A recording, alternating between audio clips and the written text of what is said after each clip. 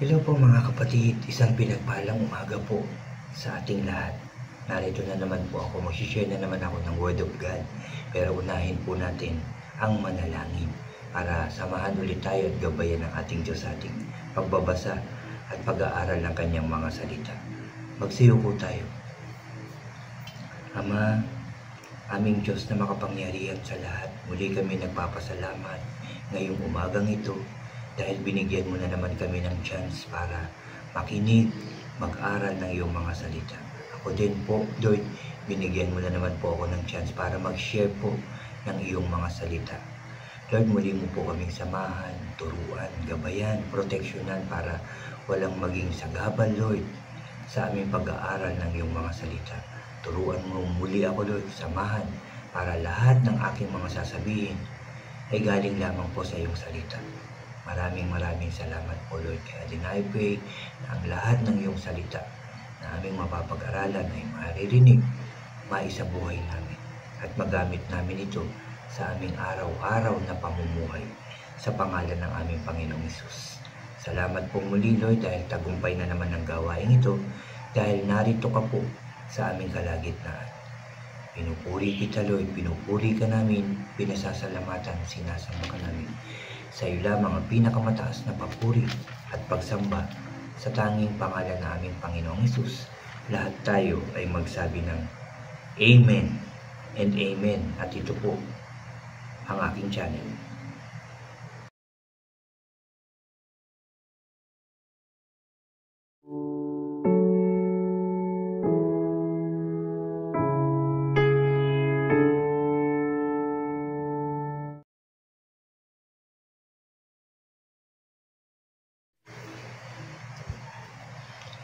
Hello po ulit mga kapatid, isang pinagpalang umaga po sa ating lahat. Nang inulit ko lang mga kapatid para talagang tayo ipagpalain at pinagpala naman talaga tayo ng ating Diyos dahil narito na naman tayo, muli tayong kakausapin ng ating Diyos. Bago po ako mag-start mag-share ng Word of God ngayong umaga, unahin ko lang po yung mga bago dyan sa aking channel na huwag niyo pong kalimutan na mag-like and share po ng aking mga videos inyong mga mahal sa buhay at pakiclick na rin po yung notification bell para lagi po kayong updated sa mga bago at iba ko pang i-upload. Salamat po mga kapatid. Ang aking isi-share sa inyo ay tungkol dito sa Psalm chapter 100 verse 1 to 5 po ito. At dito po ako magbabasa ngayon sa NLT version po, English po. So, napakaganda po ng sinabi dito at may title po itong A Psalm of Thanksgiving. Sabi dito, verse 1, Shout with joy to the Lord, all the earth. Verse 2, Worship the Lord with gladness. Come before Him, singing with joy. Verse 3, acknowledge that the Lord is God. He made us and we are His people, the sheep of His pasture. Verse 4, enter His gates with thanksgiving. Go into His court with praise. Give thanks to Him and praise His name. At verse 5 po, for the Lord is good. His unfailing love continues forever, and His faithfulness continues to each generation. Amen. Salamat sa pagkakabasa ng salita ng ating Diyos. Una pa lang, shout with joy to the Lord, all the earth. Ibig sabihin, tayo ay sumigaw ng may kagalakan sa ating Diyos. Buong mundo dapat magalak tayo sa ating Diyos. To worship the Lord with gladness, i-worship natin ang Diyos with gladness. Come before Him singing with joy. Yung awit, napakahalaga talaga ng pag-awit sa ating Diyos. Yung praise and worship song, dapat tayong kakanta with gladness. Syempre hindi yung parang napipilitan ka lang. Dapat aawit tayo kahit nasa bahay tayo. Dapat aawit din tayo with gladness sa loob ng kanyang panambahan. Kapag magsisimba tayo, talagang shout. Sayaw kung sayaw. Taas ang kamay. Ganyan tayo dapat sa ating Diyos. Pangatlo, acknowledge that the Lord is God. Acknowledge, sabi nga dito sa Tagalog, sa Pinoy version, mga kapatid, sa verse 3, dapat niyong malaman si Lord ay Diyos. Siya ang nag-create sa atin. Tayo ay Kanya. No? Sa English, acknowledge the Lord is God. He made us and we are His. Sa Kanya tayo. Ang Diyos ang gumawa sa atin. Dapat natin yan malaman. Tayong lahat. At dapat din yan sabihin natin sa ibang tao, sa ating mga mahal sa buhay, sa ating mga anak, upang malaman din nila, upang magpuri din sila sa Diyos. No, para malaman din ng mga susunod niya na generation. Ang Diyos ay Diyos. Walang ibang Diyos kundi ang ating Diyos na nasa langit. Verse 4, enter His gate with thanksgiving, into His court with praise. Give thanks to Him and praise His name. No? Sa Tagalog ulit, pumasok sa mga gate ng templo niya nang may pasasalamat sa loob nito. Purihin siya, mag-thank you at magpuri sa Kanya. No? Lalo na sa loob ng simbahan, mga kapatid, pag sumasamba tayo sa ating Diyos, talagang magpupuri tayo, magpapasalamat tayo. Kasi di ba andito pa rin tayo, buhay pa rin tayo, may chance pa rin tayo makapagsimba, may chance pa rin tayo makapagpuri sa Kanya, makapagpasalamat. Di ba dapat natin yan ipagpasalamat sa Diyos dahil binibigyan niya tayo ng chance.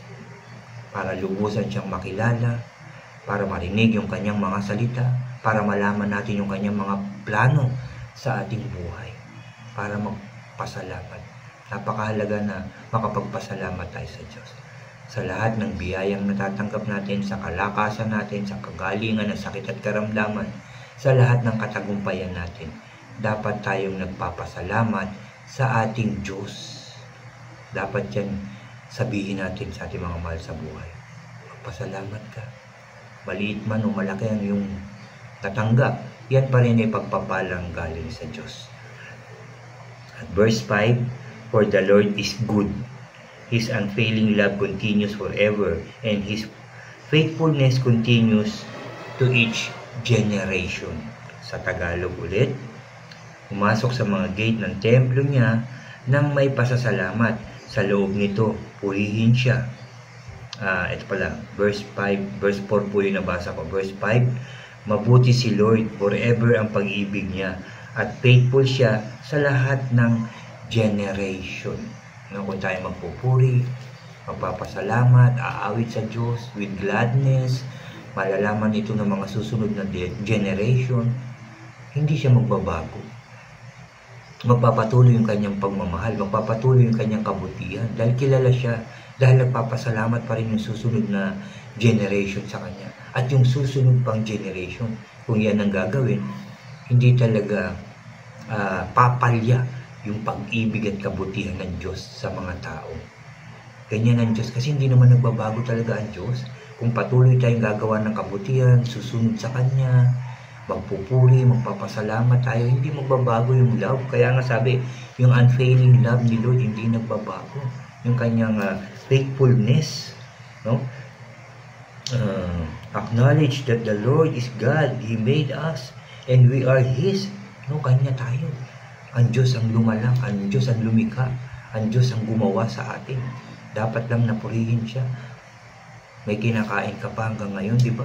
Pasalamatan mo ang Diyos. Nagising pa tayo, di ba? Kasi nakapakinig tayo ng Word of God ngayon, pasalamatan mo ang Diyos. Di ba? Nakakapagtrabaho ka pa rin, may kinikita ka.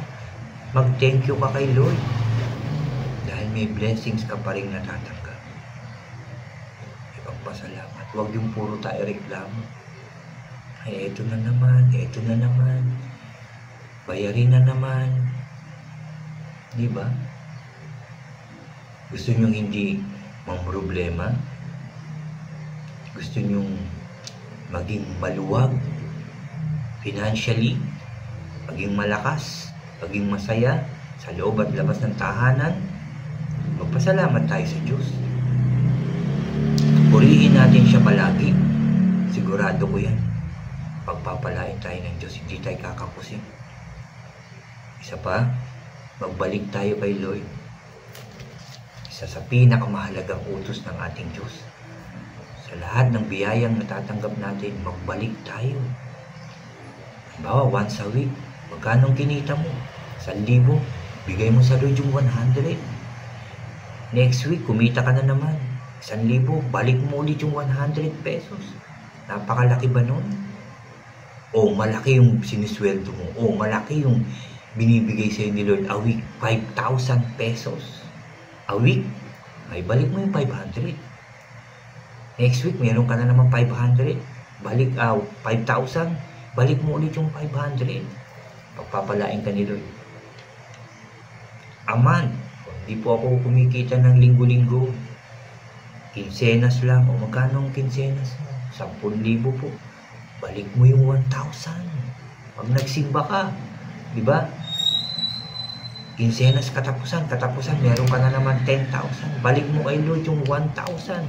Malaki ba? Kay Lord mo naman binigay. Dahil binigyan ka niya ng 10,000. Balik mo yung 1,000. Ganyan. Eh, malaki po yung sweldo ko. Kano? Hindi po ako kinsenas katapusan. Every a month po ako sa sweldo. Magkano? 50,000 po. Nako. Magkano ibabalik mo? Magkano? 5,000. Sa 50,000, kay Lord mo naman binalik. Diba? Balik mo. Magiging maluwag ka. Financially. Lahat ng panalangin mo, lahat ng kahilingan mo, bibigay ni Lord kasi nagbabalik ka eh. Tapos mabuti pa ang puso mo, malinis, mapagmahal ka, mapagpatawad ka. Naglilingkod ka kay Lord even na busy ka pa rin sa trabaho pero binibigyan mo pa rin siya ng oras para mag-share ng word, para umattend sa mga Bible study, para magsimba. Binigay mo yung linggo, hindi ka pumasok, kahit may pasok, kahit may overtime day, sisimba ako. Magpupuri ako sa Diyos, magpapasalamat ako kay God. Eh, may lakad tayo, may party, unahin ko si Lord. Kailangan ko magpuri sa Kanya. Kasi binibiyayaan niya ako. Kasi pinalalakas niya ako. Kasi maayos ang buhay namin. Masaya kami sa tahanan. Lahat kami, maayos ang buhay at kalagayan. Kaya yung linggo, magpupuri kami at magpapasalamat sa Diyos. Unahin si Lord. Sigurado ko pag yan ang ginawa natin, hindi tayo kakapusin. Hindi tayo magkukulang. Lagi pa tayo naka-smile dahil sa kabutihan ng Diyos. Kaya dito, tinuturuan tayo purihin, magpasalamat sa Diyos dahil Kanya tayo. Dahil Kanya tayo, susunod tayo sa Kanyang mga utos at tuntunin. At hindi siya magbabago sa ating lahat kasi mahal niya tayo. Diba? Mahal ng Diyos. Ikaw ba naman magmamahal ka sa taong hindi naman sumusunod sa iyo? Sa mga taong madamot sa iyo? Sa mga taong masakit magsalita sa iyo? Maaaring sasabihin natin hindi. Pero si Lord kahit ano yung ginagawa natin, inaantay pa rin niya tayong magbalik loob sa Kanya. Humingi ng tawad. At patatawarin niya tayo kasi hindi nga siya nagbabago eh. Mapagpatawad siya eh. Nagkasala ka, lumapit ka sa Kanya kagad, umiyak ka, humingi ka ng tawad, patatawarin ka niya. Diba? At ano pa ang sabi? Kung sino man yung mga taong nagkasala sa iyo, patawarin mo na sila. Para patawarin ka rin ng Diyos. At pag ginawa mo yan, magpapatuloy talaga ang mabuting pamumuhay mo. Financially maluwag, maayos, masaya. Kasi hindi ka ganyan, no? Hindi mahigpit yung hawak mo na halos hindi mo mabitawan yung biyaya ng Diyos sa'yo. Magbigay ka kay Lord. Matuto kang tumulong. Matuto kang magbigay sa mga nangangailangan. Yung mga kumakatok sa bahay mo na makikita mong naglilimos. Ako, malaki ang katawan eh. Mukhang mas malakas pa sa akin, bigyan mo. Malay mo, sinusubo ka lang ni Lord, diba? Kung magbibigay ka, padala ko nga ng medyo maayos-ayos na tao to. Tingnan ko nga kung magbibigay, diba? Eh, paano kung hindi malakas, talagang parang kailangan ng tulong, nagdamot ka pa rin. Hindi ba nakakahiya kay Lord yun? Tayo nga, ano man yung kasalanan at pagkukulang natin, hindi nga tayo madalas na nagbabalik sa Diyos. Pero patuloy ang biyaya mong natatanggap nating lahat. Hindi ba nakakahiya sa Diyos yun? Di ba? Kaya pagbalik tayo, magpasalamat tayo, magpuri tayo sa Diyos. Anak tayo ng Diyos. Hindi masama dapat ang ugali natin at ipagkilos natin maayos. Dahil anak tayo ng Diyos. Di ba sinabi nga? Sabi dito, acknowledge the Lord God. He made us and we are His. We are His people. Tayo yung mga tupa niya. Inaalagaan niya tayo, pinapakain, binibiyayaan, binibihisan ng bago. Tinutulungan, pinapakinggan anong kailangan niyo, anak. Ganyan ang Diyos sa atin. Kaya lang kuminsan, sa dami ng pagpapala, nakakalimutan na si Lord.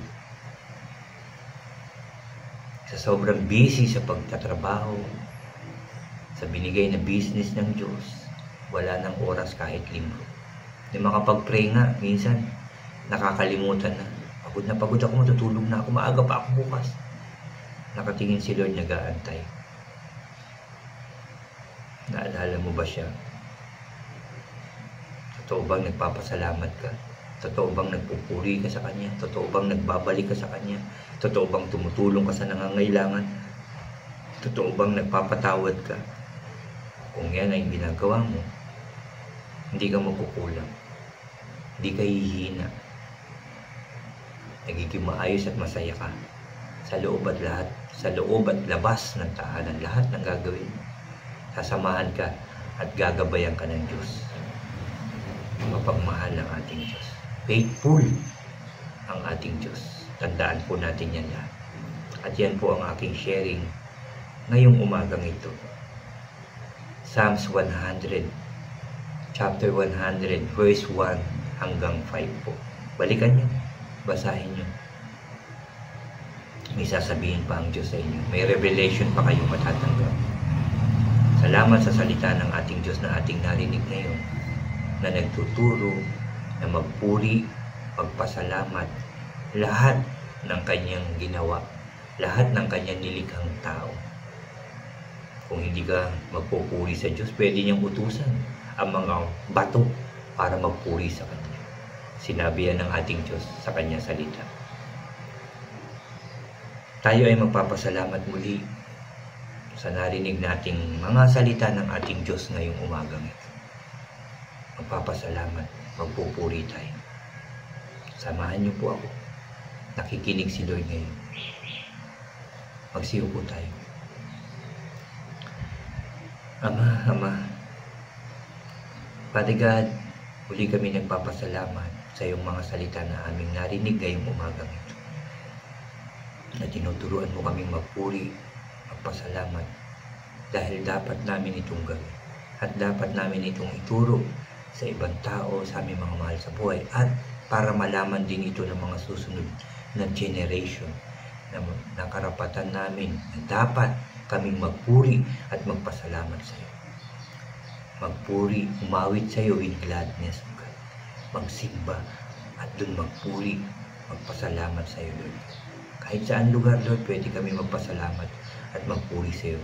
Dahil kahit nasa naroon ka rin, nakatingin ka sa amin, naghihintay na kami ay magpasalamat at magpuri sa iyo. Lagi mo kaming binabantayan, alam ko po yan, Lord. Dahil mahal mo po kami. Dahil ikaw po ang lumikha sa lahat ng tao at sa lahat ng bagay na narito sa mundo. Sa iyo po ito. Kaya maraming salamat na naman, Lord. Sinamahan mo na naman kami sa aming pag-aaral na ito. Ginabayan mo na naman kami. Naging maayos na lahat, Lord. Salamat na i-share ko po ang iyong word, O God. And I pray na maayos ko po itong na-i-share, O God. Salamat po. Salamat po. At nagpapasalamat po ako sa lahat ng biyayang matatanggap ng mga taong sumusunod sa iyo, nakikinig sa iyo, nagpupuri sa iyo, nagpapasalamat sa iyo ng totoo at tapat, O God. Salamat po. Salamat, Lord. Salamat, Jesus. Salamat, Holy Spirit. Salamat sa katagumpayan ng aming gawain ito, Lord. Salamat po. Lord, I pray ang bawat isa, maging malakas yung loob at maging masipag na i-share ang mga naririnig namin mga salita mo po, nababasa po, napapakinggan po. I-share naman ito sa ibang tao, sa aming pamilya, upang lahat ng tao at mga susunod na generation po ay magpuri din at magpasalamat sa iyo. Dahil ang pag-ibig mo hindi nagbabago. Ang pagpapala mo laging nandyan po. Handang-handa mo pong ibuhos sa lahat ng nangangailangan. Sa lahat ng nagtitiwala sa iyo at umaasa. Hindi mo kami pababayaan. Kaya salamat Lord. Salamat Jesus. Salamat Holy Spirit. Salamat po. Salamat po. Muli ka naming pinupuri, pinasasalamatan, sinasamba ka namin o Diyos. Ikaw lamang ang aming Diyos at wala nang iba. Sa iyo lamang ang pinakamataas na papuri at pagsamba sa tanging pangalan na aming Panginoong Yesus na aming tagapagligtas. Lahat tayo ay magsabi ng Amen, Amen, and Amen po. Amen. Narinig ni Lord yung ating panalangin. Antayin nyo, ipagkakaloob na niya ito sa pangalan ng ating Panginoong Yesus. Salamat pong muli sa inyong lahat mga kapatid. Patuloy tayo magbasa ng salita ng Diyos. Patuloy tayo makinig nito. Patuloy tayo mag-share ng Word of God. God bless po sa inyong lahat at God bless po sa ating lahat.